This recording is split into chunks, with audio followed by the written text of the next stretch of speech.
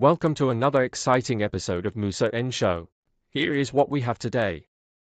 UCIC uJulius Malema ukhipha istatement ngesonto esazisa uKenny Kunene oyi Deputy President yePatriotic Alliance ukuthi bazoba senkantolo. Kodwa ngaphambi kokuba ngingene kuleso statement ukuthi beyini asiqale sithole isizathu ukuthi kungane ufuna ukumusa enkantolo kuyi-Human Rights Commission. Ngicela ukuthi uzwe la bese singena ukuthi sithini statement uphendule wathini uKenny Kunene kodwa kwamanje ngicela uzwe la. I grew up in a mining town or area that was called the Goldfields, where there was no illegal mining. Instead, people were smuggling gold, gold sent through security personnel. When democracy happened, the mining companies deliberately left the shafts. And you would remember that they hired people from Lesotho, they hired people from Mozambique, and so on, to come and work in the mines for cheap labor. So when they abandoned these mines and left, knowing that there's still gold there, so that they could collapse a democratic government, the ANC was caught napping and sleeping because they were not ready to govern. Where I am sitting, and as the PA, we feel that the Constitution protects criminals and illegal foreigners. You look at the property rights, illegal foreigners are hijacking people's houses and buildings, and the Constitution protects them. The courts protect them. I have no sympathy for those who have died stealing the wealth of our country. Le nkulumo kaKenny Kunene ivele emveni kokuba kuphuma icourt order yathi ugovernment akarescue labantu abasemayini emveni babe bene report ukuthi kunezidumbu ezu109. Kodwa uma sekufikiwe lapha kutholakala ukuthi abantu asebeshonile bangaphezulu kwa250 abantu abashonile.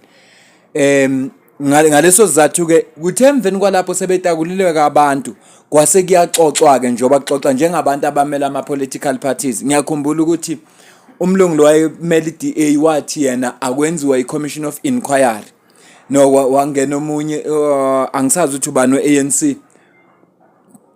Kwase kungena kakhulukazi ngoba umuntu engine interest kakhulu kuye uKenny Kunene. Washo lamagama aqeda kwasho ukuthi yena he has no sympathy. Waze waqhubeka kwathi labantu they should burn in hell ngoba lento abebeyenza bekubugebengu. Akanendaba ukuthi bafile bafevele bese bugebengwini so kube kuyangaye ngabazange ba rescue ngisho ukurescue lapha ya.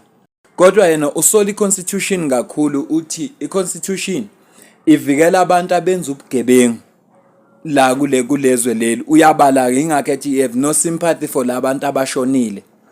Okubhlungu ke ukuthi labantu abashonile bangaba ama illegal foreigners kodwa uma sekulapha eStilfontein kuvelile ukuthi bakhona abanye bala eSouth Africa naba bayingxenye yokumba legolide lapha ya abamba lapha bakhipha igolide. Okwesibili bona labantu bazele banezingane nosisi bethu khona la. Angisho ke mina ukuthi abakwenza ku right noma ku wrong cha kodwa ngizama ukukhuluma nje lento ngoba ngelinye ilanga mhlawumbe uma ngase ngithola ithuba ngiyokhuluma ngalento le illegal mining ngoba ngeke ngayibonela eduze nanokuthi bakhona abantu ababenefitayo njengamaphoyisa amamember omphakathi baningi nje abantu ababenefita akusibo kuphela laba bangena emgodini abangama illegal foreigners kodwa lokho sokuxoxa ngelinye ilanga hayi manje. Ngifisa ke manje ukungena ku statement esikhishwe uJulius Malema iEFF ngesonto. Bese ngicina ke ngenkulumo ephendula leso statement kaKenny Kunene. Ngifisa nje ukuthi ngiyibeke kanjalo uze ukuthi uthini yena iEFF ngoba istatement isikhiphe ngesonto sifundeka kanje. I-Economic Freedom Fighters isiqaphelile lapha ku-X eyaziwa ngeTwitter epost kaMMC weTransport kwi-City of Johannesburg uDeputy President we-political party yaziwa nge-Patriotic Alliance, i-PA, uKenny Kunene, la akhuluma khona ngenhloso yokubulala nokuhlinza nokuhenga labantu ababizwa kuthiwa illegal miners la eSouth Africa. Bathi-ke kulokho okungachazwa njengehlazo futhi nesihluku ukuzama ukufuna ukuvotelwa ngabantu ngokusebenzisa inzondo. uKenny Kunene ngomhla ka-19 January 2025 upostile kwi-X eyaziwa nge-Twitter isithombe la kuvele khona izimvu ezimbili ebezihlinziwe ezisusiwe isikhumba. Wayesesuggest ukuthi lena ikusasa lalabantu ababizwa ngama-illegal miners, ekhombisa ukuthi bafuna ukwenziwa njani labantu abangama-illegal miners. Kodwa kukhulumela esigabeni sokuthi uma bengase bathatha umbuso bona into abazoyenza le yibe sesemthethweni. Paragraph yesithathu, Kunene comments represent the lowest level of opportunism and are hallmarks of sadistic and pathological commitment to dehumanize and infiltrate with genocide. Noma ngeke ngisifunde sonke kodwa nje ngizocaphuna ama-paragraph mhlawumbe amabili bese ngidlula nasi kodwa usifuna ukusibona nasi ku screen. His comments aimed this tragedy have ranged from referring to illegal miners as rats who must be extinguished and are in line with his general posture of dehumanizing and encouraging the murder of human beings.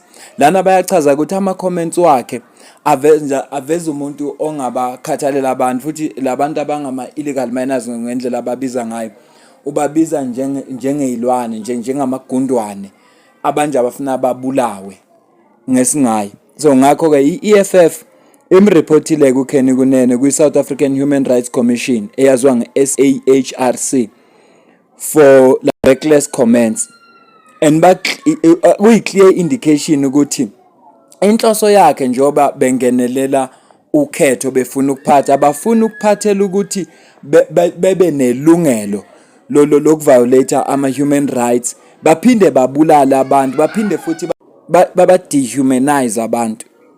Kwi-paragraph yokugcina bathi immigration is a serious and sensitive topic in South Africa, and all crimes, whether is related to immigration, violence or theft, ought to be processed through our justice system, where people will be afforded fair trial, incarcerated if possible, and rehabilitated if possible. Iyakuveza ke EFF ukuthi immigration topic serious la eSouth Africa futhi bonke ubugebengu noma kuthiwa kuhlangane nayo immigration noma ukubulala noma ukweba noma i-violence nje izimpi kufanele ziprocesswe ngendlela ye-justice system le khona ukuthi wonke umuntu anikezwe fair trial, aye enkantolo akwazi ukuzidefenda, limlahle icala aboshwe mangabe uyaboshwa, anike ithuba lesibili uma kufanele, ngoba vele la eSouth Africa inkantolo zethu zingaba ama-rehabilitation center, ama-correctional service lapho umuntu ayoqolungisa khona igwegwe zakhe abuye abe semphakathini.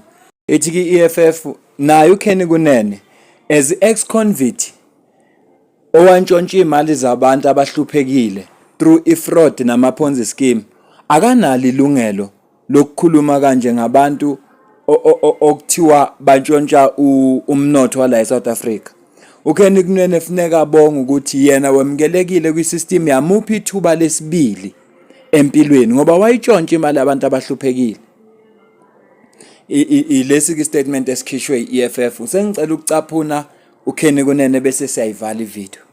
You might have been aware that the rascal leader Julius Mamina Malema has taken out a statement through his cult that they are threatening to take me to the Human Rights Commission when I air our views and our manifesto point that those who do treason to our country must face death penalty. I am not faced by the actions of Malema. He has showed in many times, on many occasions, that he is a lover of illegal foreigners. He is a lover of illegal foreigners. He protects illegal foreigners. These illegal foreigners who are mining our gold underground illegally, when they come out of the underground like rats, they go and rape young South Africans. They rob South Africans. They kill and murder South Africans. We saw in the West End when they raped young girls who were trying to make a living. This Mamina Malema was nowhere to be seen. So we are not faced as a patriotic alliance. Our stance is very clear that all illegal foreigners must be mass deported, abahambe, and our position is very clear. Illegal foreigners who steal the wealth of this country will be hanged. Death penalties by injection or hanging, but those will be hanged. We choose to hang them unapologetically when we are in power. This wealth belongs to South Africans to pay for free education, to increase the payouts of pensioners, and to build this country and its infrastructure. Yona video lena phendule ngayo ke uKenny Kunene esho ke njengoba esho nje ukuthi labantu bafana nabantu abavukela umbuso kufanele ukuthi bahengwe uma nje bona bangase bathatha umbuso kuzoba ne death penalty ukuthi labantu laba abangama illegal miners bazohengwa o babulawe ngokujova ngoba batshontsha umnotho wabantu base South Africa. Amazwi akhe lawa angifuni ukusebenzisa igama leli abize ngalo uJulius Malema, ngiyaligwema nje ngamabomu, kodwa naye ukhombisa kumedelela futhi ngoba phela noma ngathiwa umcasukela umuntu ubaba womuzi befuneka nje amhloniphe noma kuthiwa bavumelani, kodwa mayimbiza ngokuthi mamina, phela mamina amafinyela, so ukhombisa ukungamhloniphi.